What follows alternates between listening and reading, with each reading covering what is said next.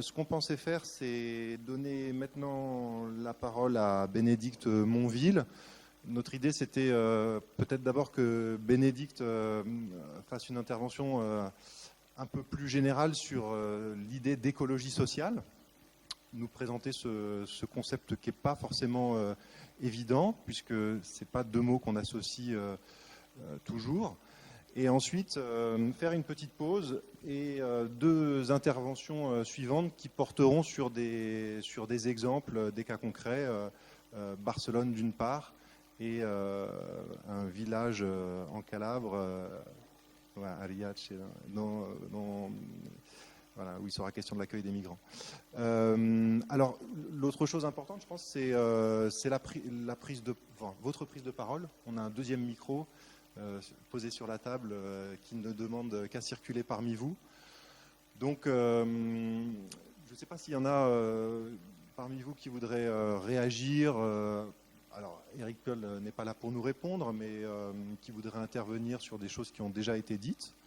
Sinon, je vais donner la parole à... Alors, d'abord, est-ce que quelqu'un voudrait intervenir maintenant? Pas tout de suite.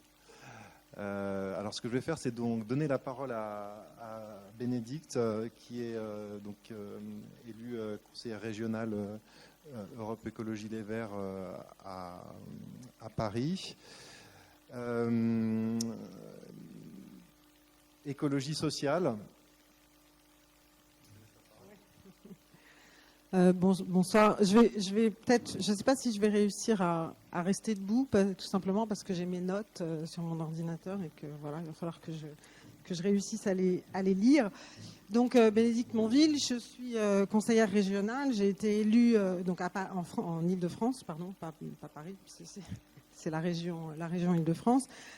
Donc j'ai été élue en effet sur la liste des écologistes, mais je ne suis pas à Europe Écologie Les Verts. Je suis donc membre de la coopérative écologie sociale, qui est une des composantes de l'espace politique, enfin, qui fait partie de l'espace politique de la France insoumise, qui existait avant l'émergence de la France insoumise, mais qui en a rejoint le processus, tout en restant une formation politique autonome de ce mouvement un peu labile qu'est la France insoumise, et à l'intérieur duquel on essaye d'apporter une réflexion autour de l'écologie et en particulier, donc évidemment, autour de l'écologie sociale. Donc nous, comment est-ce qu'on émerge? La coopérative naît en 2015 et elle naît sur le constat qu'il y a trois écologies et que ces trois écologies, en réalité, elles sont irréconciliables et que la tentative des Verts, puis ensuite d'Europe Écologie, de dépasser les fractures entre ces trois écologies s'avère être un échec et qu'elle nous confronte systématiquement à des contradictions qui ne se résolvent pas, sinon dans des processus électoraux qui sont finalement très insatisfaisants, puisque ce qu'on voit, c'est qu'ils reproduisent toujours les mêmes au pouvoir, dans des variantes un peu différentes. On a les sociodémocrates du Parti socialiste plutôt que En Marche, mais bon, qui finalement nous proposent de manière cohérente les mêmes politiques. Donc ces trois écologies, c'est d'une part l'écologie capitaliste, le capitalisme vert, on va l'appeler, celui qui nous est aujourd'hui proposé, c'est-à-dire qu'on va remplacer le moteur thermique par le moteur électrique, on va remplacer les voitures thermiques par des voitures électriques et on va se retrouver dans une situation où plutôt que d'exploiter des ressources fossiles, on va exploiter du lithium pour faire des batteries, etc. Mais on est dans un processus qui est toujours finalement un processus où on cherche à adapter la réalité sociale et politique adéquate avec le développement capitaliste, mais de manière à préserver un tant soit peu ce qui fait notre existence et la pérennité de notre existence, c'est-à-dire l'écosystème, mais dont on sait très bien qu'à terme, si on continue dans cette logique-là, cet écosystème ne résistera pas. Et donc nous, parce que l'important c'est quand même de la pérennité de l'espèce humaine. Une écologie qui est représentée plutôt par les sociodémocrates, qui cherchent qui a pris peut-être une conscience plus forte des limites du développement économique tel qu'il se propose aujourd'hui, mais qui en même temps peine à proposer des solutions qui soient de vraies solutions. Et puis une écologie de transformation, une écologie de rupture. Alors cette écologie de transformation et cette écologie de rupture, qui s'appelle l'écologie sociale, elle a été théorisée dans les années 60 par un Américain, un Américain qui s'appelle Bookchin. Donc je vous ai amené un ouvrage, là, au-delà de la rareté. Il se trouve que Bookchin est un théoricien politique qui est assez méconnu, alors même qu'il est un des penseurs fondamentaux aujourd'hui pour réfléchir à la situation dans laquelle on est et justement aux perspectives d'une organisation politique, sociale et économique qui nous permettrait de dépasser les contradictions dans lesquelles on est et qui alimente d'ailleurs la réflexion de nombre de théoriciens, en particulier des gens qui réfléchissent par exemple à la ville, comme David Hockney, ce chercheur anglais qui enseigne aux États-Unis depuis très longtemps, géographe, et qui est un des penseurs qui a le plus réfléchi à la ville. Alors je voudrais pour commencer vous lire juste une citation de ce livre que je trouve intéressante comme point de départ. Il dit: ce que l'on observe aujourd'hui, c'est une crise dans l'écologie sociale. La société moderne, qu'il écrit ça en 1965. D'ailleurs, c'est très intéressant de lire son livre pour se rendre compte que toutes les questions qu'on se pose sont déjà posées en 1965. Elles sont d'ailleurs même posées antérieurement, parce que, juste comme ça au passage, le premier article qui fait référence au réchauffement climatique et au lien entre l'émission de gaz à effet de serre du fait de l'industrialisation de la société à l'époque et l'effet de serre date de 1896. Donc voilà, ça fait un moment quand même qu'il y a des gens qui réfléchissent à tout ça. Ça fait un moment qu'on le dit et on a mis beaucoup de temps à les entendre. Donc la société moderne, telle que nous la connaissons, tout particulièrement aux États-Unis et en Europe, repose sur d'immenses zones urbaines, sur une agriculture hautement industrialisée et coiffant le tout, un appareil d'État hypertrophié, bureaucratisé et anonyme. Si on laisse de côté toute considération morale pour ne considérer que la structure matérielle d'une telle société, on ne peut manquer d'être frappé par les incroyables problèmes de logistique qu'elle doit résoudre. Problèmes de transport, d'approvisionnement en matières premières, en biens manufacturés et en denrées alimentaires, d'organisation économique et politique, de localisation des industries, etc. Une société urbanisée et centralisée de ce type représente pour n'importe quelle étendue continentale une charge accablante et donc insoutenable, par définition insoutenable. Et on le voit d'ailleurs, cet État hypertrophié, bureaucratisé et anonyme. Tout à l'heure, vous avez amorcer une discussion sur l'Europe qu'on n'aura pas ce soir, mais qu'on pourrait avoir. Mais c'est une des expressions, effectivement, de cette atrophie d'une bureaucratie anonyme qui s'impose envers et contre la démocratie à tous les peuples d'Europe, et les Grecs en ont fait l'expérience douloureuse, en font encore l'expérience douloureuse. Et on le voit, on glisse vers une situation terrifiante et vers un pouvoir qui est toujours plus militaire. On le voit aujourd'hui en France dans la répression qui s'abat contre la contestation sociale. Alors, les raisons que Bookchin évoque et que les théoriciens politiques qui se réclament comme lui d'une tradition marxiste évoquent, c'est bien que cette accumulation individuelle du capital, elle menace en permanence de détruire nos ressources fondamentales, et les deux ressources qui sous-tendent nécessairement toutes les formes de production, qui sont les travailleurs, mais aussi la terre, qu'on a très, très souvent négligé, que la gauche a souvent négligé dans ses réflexions, justement. Et dans la mesure où l'accumulation du capital, justement, elle, par définition, elle doit croître. Elle doit, par définition, croître.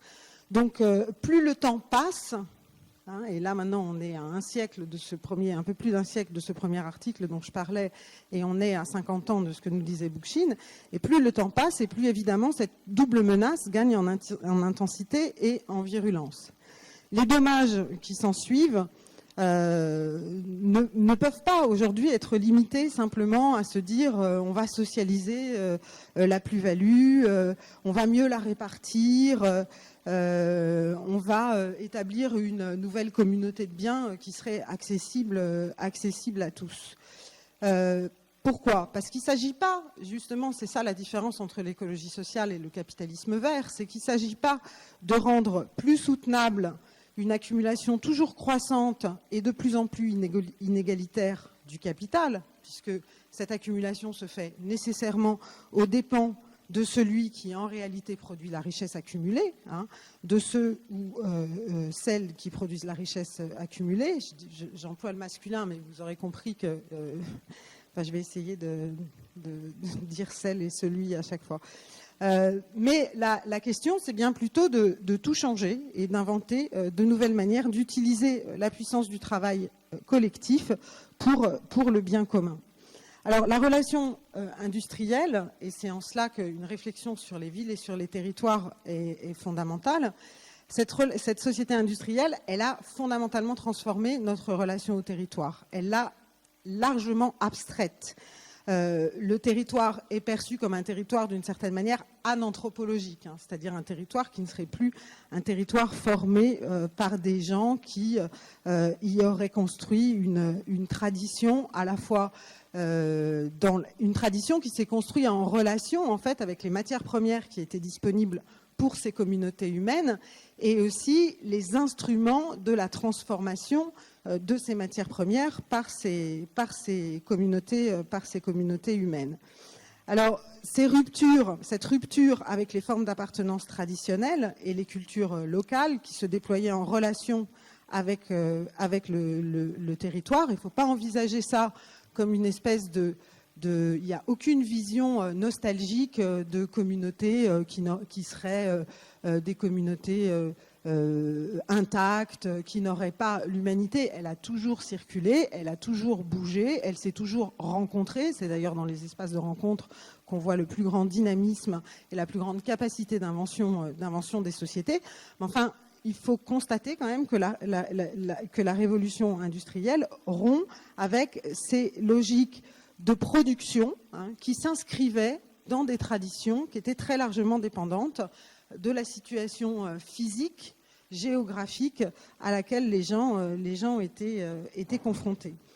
Et donc la transformation de la relation des humains au territoire, elle doit être aussi perçue comme une des modalités du contrôle de la société bourgeoise. C'est pas un gros mot, ce que je suis en train de dire. C'est vraiment quelque chose qui est... Elle est définie comme ça par les historiens, par les anthropologues, par les économistes de la société bourgeoise sur le territoire. Si on prend simplement l'exemple de ce qui se passe au moment de l'industrialisation et de la captation de la main-d'œuvre agricole pour la faire entrer dans les usines, on voit bien comment, justement, ce processus d'arrachement à des réalités locales qui s'inscrivent aussi dans un contrôle de ses propres ressources et dans un contrôle des modalités d'exploitation et de production des biens et des services nécessaires à notre subsistance, va justement servir les intérêts de cette bourgeoisie qui, à ce moment-là, devient dominante, et dominante au sens plein du terme, puisqu'elle va renverser l'aristocratie. Alors, ce contrôle, il s'exerce aussi par le recours à la technique et le recours à la chimie. Et les conséquences de cette myriade de phénomènes sont des conséquences évidemment dramatiques. Et Bookchin, il part de là. C'est ça qui est intéressant, c'est qu'il part finalement du constat de tous les écologistes. Il part de ses conséquences. Ces conséquences, c'est quoi? C'est bien sûr la pollution de l'atmosphère, la pollution des voies d'eau. Vous savez qu'en France, 70% des eaux de surface sont polluées, 30% des eaux souterraines sont polluées. Bookchin, il va même jusqu'à dire que les rivières aux États-Unis peuvent être considérées comme des ramifications du tout à l'égout. On a des pollutions des eaux qui sont absolument inquiétantes pour notre santé. J'ai interviewé récemment la présidente d'une association qui surveille une des nappes phréatiques de l'Île-de-France, et elle me disait que si on avait moins de crainte quant à l'importance de la nappe et donc à sa capacité à entre guillemets, produire de l'eau pour les humains qu'elle abreuve, c'est 1 million de franciliens, et dans des situations de stress hydrique, c'est 3 millions de franciliens, donc c'est pas négligeable. On est par contre très inquiet sur la qualité biologique de la nappe, qui est extrêmement polluée, parce que ce qu'elle me disait aussi, c'était que non seulement elle est polluée par toute une myriade de pesticides qu'on connaît bien, mais que ces pesticides dégénèrent en d'autres molécules qui sont inconnues et que les chercheurs trouvent par hasard. Hein. Ils se rendent compte que, il y a là la dioxine qui a créé une molécule nouvelle et qui est tout aussi dangereuse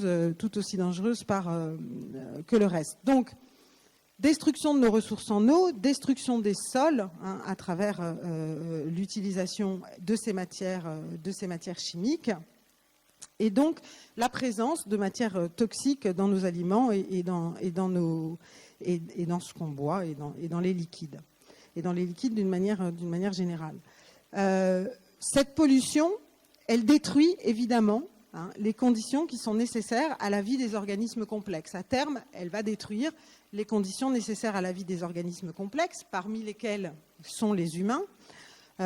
Au point qu'aujourd'hui, on le sait, les activités humaines compromettent même les cycles fondamentaux de la nature. Je ne sais pas si vous avez lu les derniers articles qui sont sortis sur les courants océaniques, hein, mais donc ces courants sont affectés par le réchauffement climatique et par le réchauffement des eaux, qui n'est pas seulement dû au réchauffement climatique et à l'effet de serre, mais qui est aussi dû au fait que les eaux des rivières se réchauffent par le largage des eaux des centrales nucléaires, par exemple, hein, l'utilisation hydroélectrique, etc., qui a une influence forte sur les écosystèmes de ces eaux des rivières et qui ensuite vont dans les océans.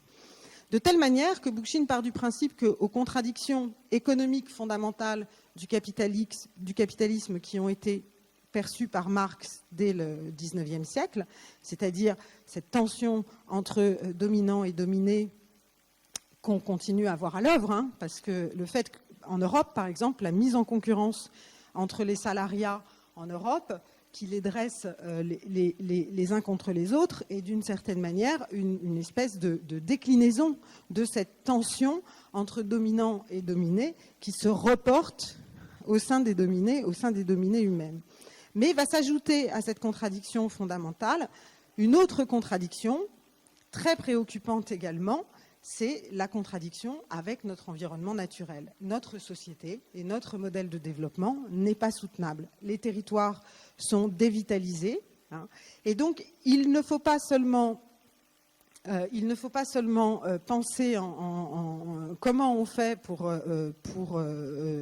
recréer des territoires soutenables à travers des processus techniques, mais il faut aussi penser vraiment une transformation, une rupture épistémologique, hein, pour retourner à un principe fondamental qui est le principe fondamental de tout écosystème, c'est-à-dire l'interdépendance de l'ensemble de ces éléments. Nous sommes un des éléments de l'écosystème et nous devons penser cette interdépendance entre la totalité des éléments de cet écosystème. Alors, ce que remarque Bookchin, après ce constat, ce qu'il remarque, c'est que les formes hiérarchiques qui ont alimenté pendant si longtemps le développement d'une société basée sur la propriété et qui ont facilité ses progrès aussi, qui sont l'État, la cité, et qui ont encouragé donc une économie centralisée avec une bureaucratie qui repose aussi sur la famille patriarcale, hein, et l'ordination du marché, elles ont atteint leurs limites historiques. Elles ont atteint leur limite historique, ça veut dire qu'il faut remettre en cause ces formes hiérarchiques que sont l'État, la cité, la famille patriarcale, etc. Et il va substituer au choix que propose Marx entre socialisme et barbarie, le choix qu'il considère encore comme plus radical, lui, qui est entre anarchie et anéantissement. Donc, ou l'anarchie ou l'anéantissement. Mais l'anarchie, évidemment, qui est un terme aujourd'hui très dévoyé, il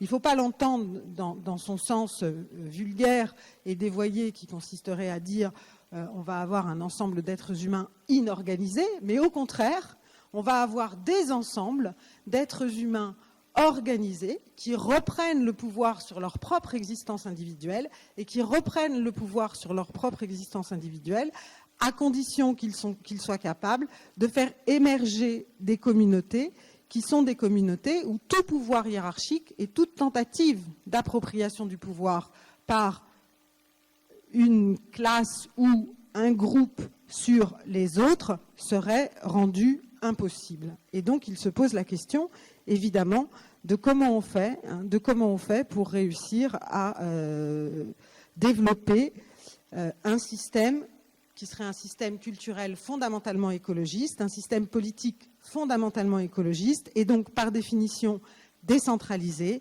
qui s'appuierait sur des petites unités de production, qui seraient directement contrôlées par les parties prenantes de ce système, donc par les humains. Alors, il part de plusieurs exemples historiques. En particulier,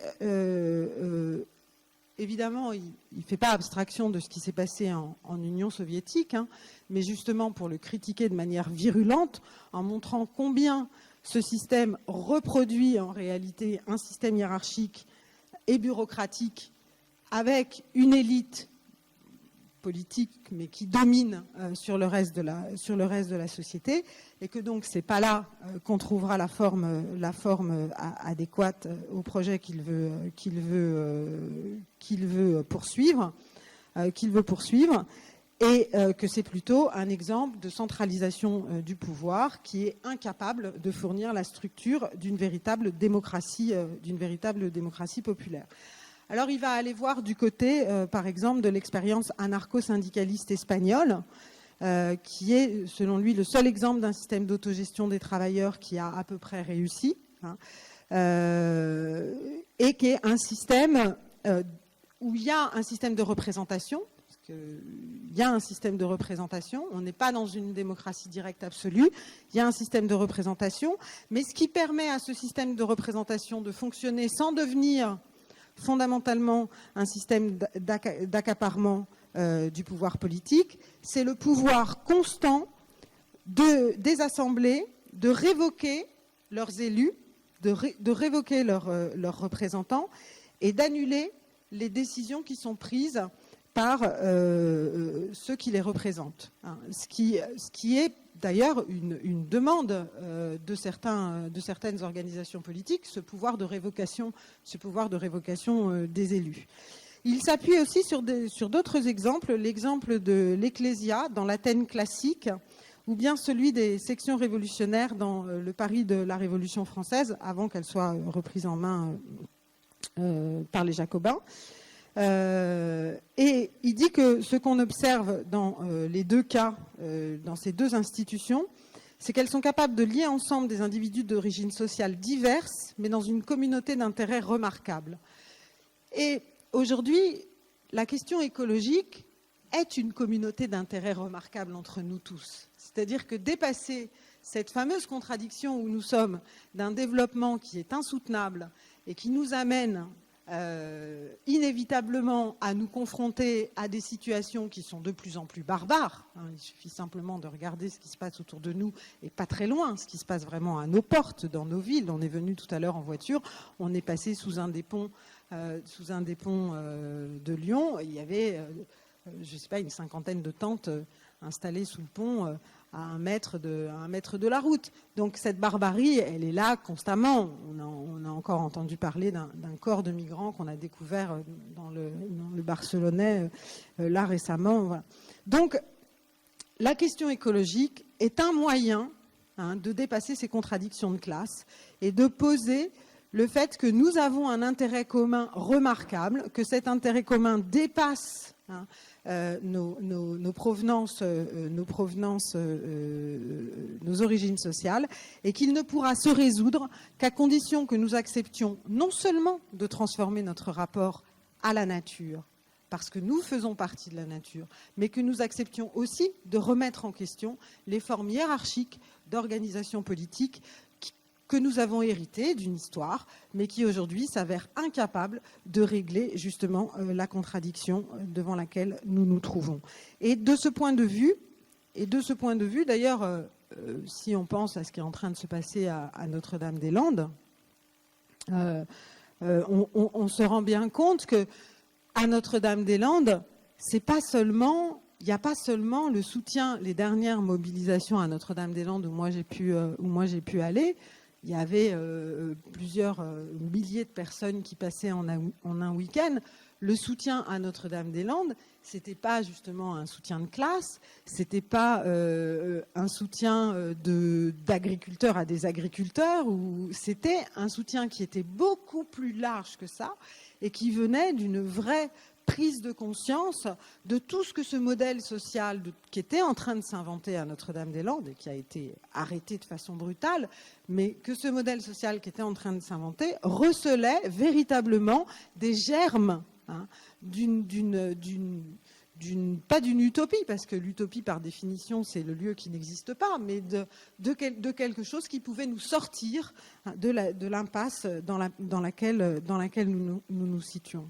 Et donc, pour conclure, et pour ouvrir sur les villes et sur les exemples qui vont ensuite vous être donnés, de lieux que des gens se réapproprient, essaient de se réapproprier de manière différente d'ailleurs, et c'est l'intérêt de cette rencontre. Eh bien, pour conclure, c'est que la gauche, dans son logiciel, elle a souvent, traditionnellement, pensé les contradictions du capitalisme en termes marxistes, donc comme je viens de le dire, et donc elle a pensé la possibilité du dépassement de ces contradictions en les ancrant dans des lieux et dans des espaces sociaux qui étaient ceux qui avaient le plus à subir les conséquences, évidemment, de la situation de domination qu'ils vivaient. Et en fait, aujourd'hui, on se rend compte que les lieux qu'on pourrait inventer, qui pourraient partir des villes, parce que les villes sont des lieux où s'exacerbent aujourd'hui ces contradictions. Les villes, de plus en plus, sont extrêmement hiérarchisées. Il y a des quartiers de riches, des quartiers de pauvres. Hein. L'espace public est de plus en plus souvent privatisé. Ce n'est plus un espace public qui est un espace de confrontation d'idées, et donc un espace fondamentalement démocratique où chacun arrive avec ses opinions et où chacun est obligé d'assumer son opinion et d'en débattre. Ce n'est plus cet espace-là. De ce point de vue-là, l'espace public de la ville a été privé du politique. Il a été privé du politique, et que la ville est sans doute un espace à partir duquel repenser et repenser ces contradictions fondamentales et repartir pour créer une communauté qui soit en mesure d'être à la fois démocratique et écologique, et donc de permettre aux êtres humains de vivre en harmonie, non seulement les uns avec les autres, mais aussi avec l'ensemble du vivant. Voilà.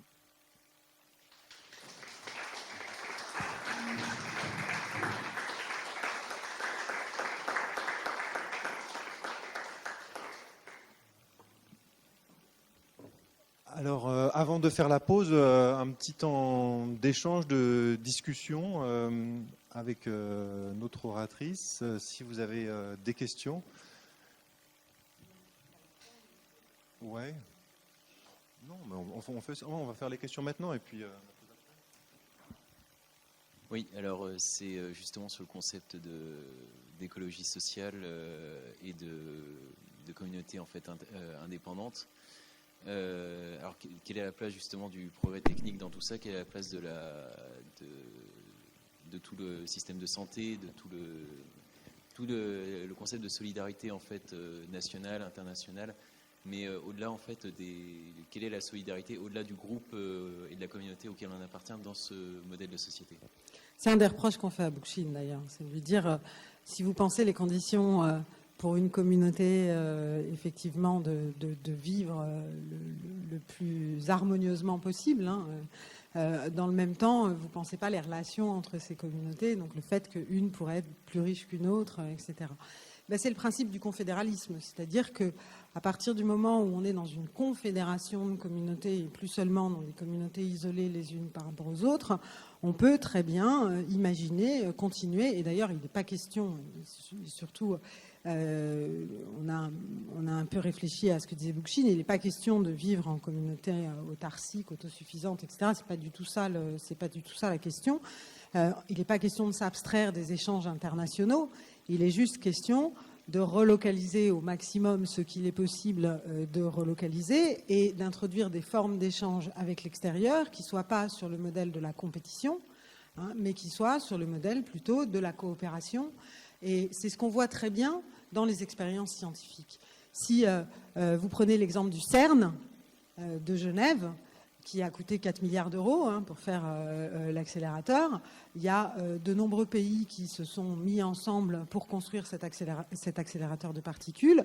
Et les chercheurs qui travaillent au CERN et qui ont récemment découvert justement le boson de Higgs, qui était cette particule qui manquait au modèle standard, eh bien, ces chercheurs qui travaillent ensemble, ils viennent de tous ces pays qui coopèrent et qui ont fait en sorte que le CERN voit le jour. Si on prend aussi l'exemple d'Erasmus en Europe, on n'a pas eu besoin des 3% de déficit et puis des 60% maximum de dette, enfin, de ces dictats économiques pour créer un système d'échange et de collaboration qui permettent à des étudiants de circuler et de faire des expériences ailleurs et qui encouragent le sentiment aussi d'appartenir à une communauté humaine qui est bien plus large que simplement cette communauté primaire dans laquelle on est inscrite, qui va de la famille au village à la ville.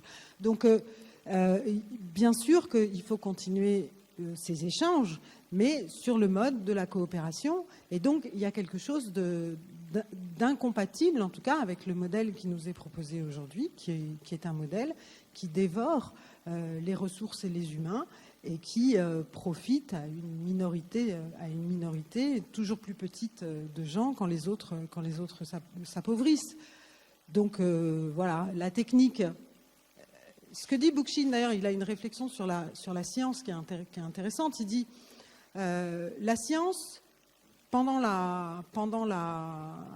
de la Renaissance, enfin pendant toute la période, disons, où l'Église et les ordres les plus obscurantistes dans l'Église catholique dominent sur l'Europe occidentale, la science est un instrument d'émancipation. Elle est fondamentalement un instrument d'émancipation. Aujourd'hui, on a le sentiment, très souvent, que la science n'est plus un instrument d'émancipation. Autrement dit, ni la technique ni la science ne sont bonnes en soi. Elles dépendent de l'utilisation qu'on en a et de l'utilisation qu'on en fait. Une chose est sûre, c'est que, bon, moi j'ai fait des études d'anthropologie, j'ai fait une thèse en anthropologie. Ce que je peux dire de mon expérience scientifique, c'est que plus on s'inscrit dans la rencontre et dans l'échange, plus c'est riche et plus c'est intéressant. Donc il faut continuer à faire croître ces échanges-là. Mais c'est pour ça que, d'ailleurs, c'était la conclusion de mon truc, mais je ne l'ai pas dit, mais que fondamentalement, la question, c'est ce qu'on veut faire qu'est-ce qu'on veut, quoi. Que voulons-nous devenir? Quel type de société nous voulons devenir? Là, pour l'instant, ce dont on prend le chemin, c'est d'avoir des villages de riches fermés et clos et qui vont s'approprier les ressources. Et puis, une espèce de... Ce ne sera plus le lumpen prolétariat, il faudrait l'appeler autrement, mais en tout cas un désastre alentour, quoi.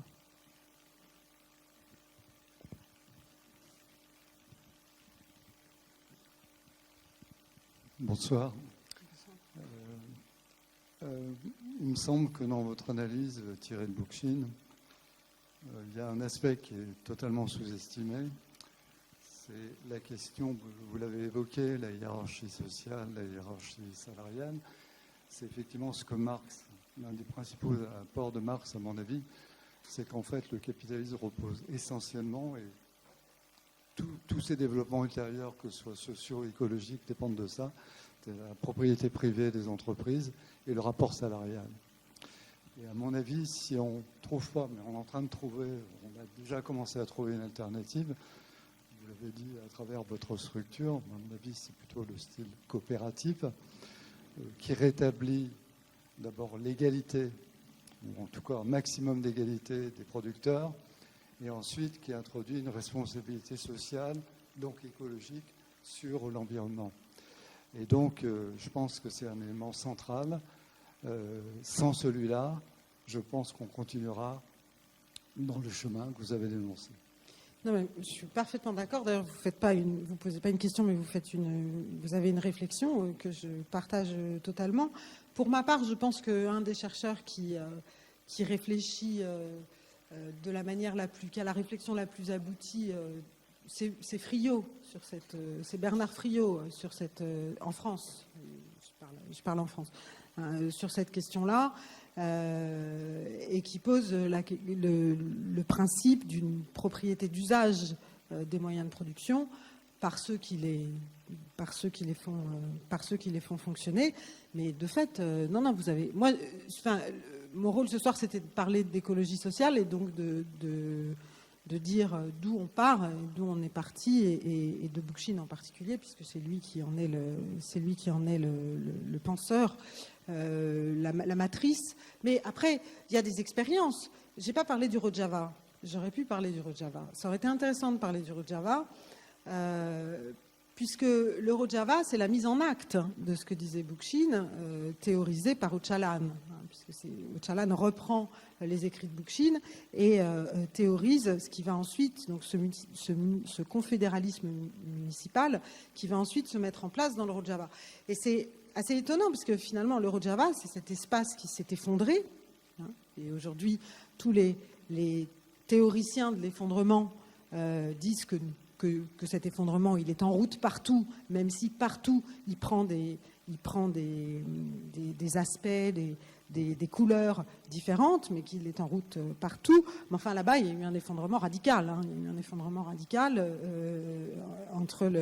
ils étaient pris en étau entre le pouvoir, la guerre en Syrie d'un côté, les islamistes de l'autre. Bon, quand ils réussissent donc à se libérer de l'État islamique, ils mettent en place, dans une société ruinée, où il y a eu des milliers de morts, ils mettent en place ces principes du confédéralisme municipal. Et ils créent des communautés avec des assemblées représentatives, parce qu'il y a des assemblées représentatives, mais donc où les gens sont révocables, enfin, selon les principes de Bookchin.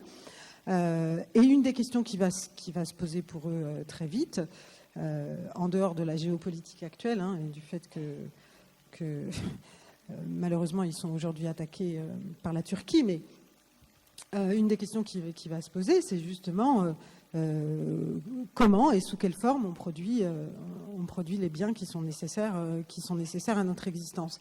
Mais en tout cas, une chose est sûre, c'est que ce modèle va permettre l'émergence d'une communauté d'intérêt entre des gens qui ont été très divisés et très malmenés par l'histoire politique récente de leur région, puisqu'il y a des Kurdes, il y a des Turcs, il y a des Yézidis, il y a des Arabes, il y a une espèce de mosaïque de populations que toute l'histoire récente a dressée les unes contre les autres. Et ils vont réussir à créer, du fait même de ces institutions politiques, une communauté d'intérêt, et donc ils vont commencer à mener cette réflexion pour comprendre comment est-ce qu'ils peuvent justement produire les ressources dont ils ont besoin en s'affranchissant de leur dépendance au pétrole, par exemple, parce qu'ils sont très dépendants là-bas du pétrole. En plus, ils n'ont pas les instruments pour le raffiner, donc ça donne un désastre écologique épouvantable dont ils sont tout à fait conscients. Donc, ce que pose Bookchin comme principe qu'on pourrait retenir, c'est que finalement, et ce que disait Madame Lamère tout à l'heure, c'est-à-dire que il y a quelque chose d'essentiel dans l'organisation politique, de fondamental dans l'organisation politique. Et le fait de construire des assemblées citoyennes où le pouvoir est également réparti entre leurs membres et où il est directement exercé par leurs membres, ou alors de contraindre de manière extrêmement forte le principe de la représentation, est fondamental. Je ne sais pas si j'ai eu vent du compte-rendu du dernier conseil des ministres, où il est question que pour les prochaines élections législatives, les professions de foi des candidats ne soient plus imprimées et distribuées, mais qu'elles soient rendues disponibles sur Internet et affichées en mairie. Bon, Et on ose encore nous parler de démocratie. Je veux dire, c'est évidemment c'est une supercherie, quoi. C'est une supercherie. Donc, la confiscation du pouvoir, c'est bien une des questions fondamentales. Comment est-ce qu'on fait pour reprendre le pouvoir sur nos vies et viser à des vies harmonieuses? Eh bien, peut-être que la question de l'organisation relative à ce pouvoir est la question fondamentale. Est-ce qu'il y a encore une question? Oui.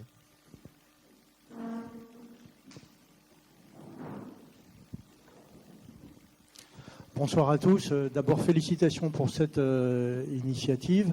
Merci à Madame la maire d'avoir réuni des forces vives pour aborder toutes ces questions. Je me présente rapidement. Jean-François Poli, je suis conseiller municipal dans une petite commune, à Limonest, de 3500 habitants. Et le constat que vous avez fait concernant le côté antidémocratique de la métropole, nous le vivons au quotidien, à la taille d'une petite commune. Ma question est la suivante.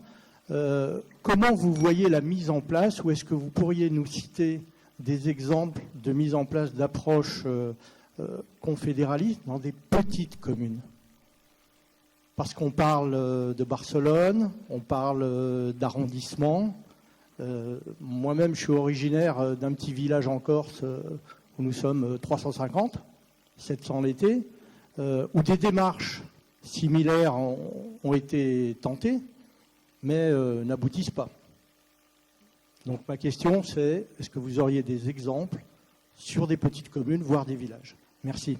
Alors, vous offrez une transition magnifique à la suite, puisque en fait, les deux intervenants qui vont suivre vont justement vous donner des exemples.